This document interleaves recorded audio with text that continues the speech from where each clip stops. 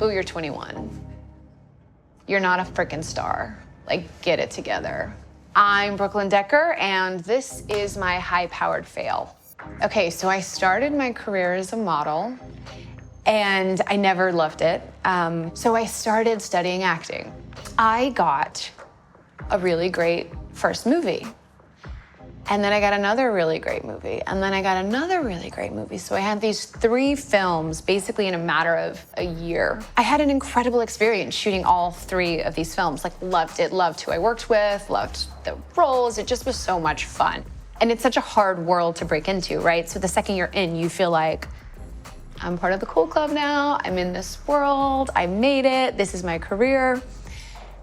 And then the movies came out.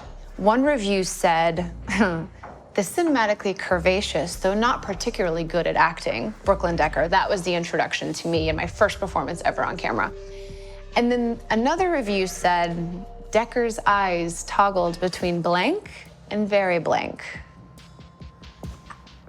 I felt like my eyes were full of life.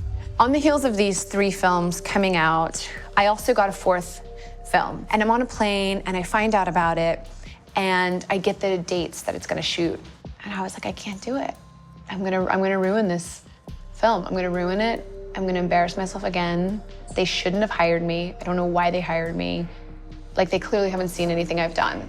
And I think I just like wanted to go into a hole and hide. It's always when you're not supposed to cry that you're like, and you're like, don't you fucking come out of my eye right now. Don't you fucking come out of my eye. And then you just break down. I mean, it was a shocking amount of tears and just like snot. Everyone could hear it. They probably thought that I had lost someone in my family. I would like to blame the altitude, but we were still on the ground. I called my manager and I was like, I can't do this film. And he's like, right, we'll figure it out. And it's funny, like in sort of film and television, you get that moment, and if you don't deliver, you're like yesterday's garbage. You're like, nope, someone else is there. Someone else will come through and take this opportunity. Like, someone else is gonna be better.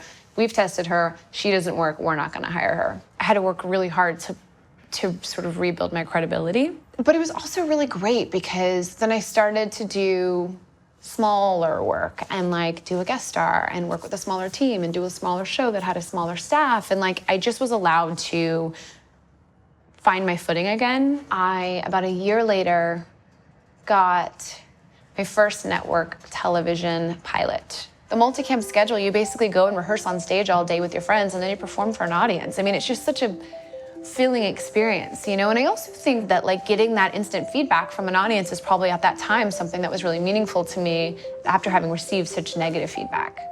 I wasn't feeling self-conscious, I wasn't questioning myself.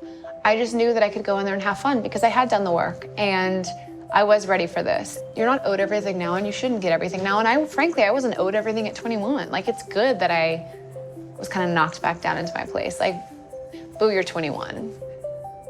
You're not a freaking star. Like, get it together. I think that's really healthy perspective to have. You will have a better result if you allow yourself to fail on that small stage. And again, for me, it was a literal stage. Learn, fail, make those mistakes, and then when you're ready and that opportunity comes, you'll be golden.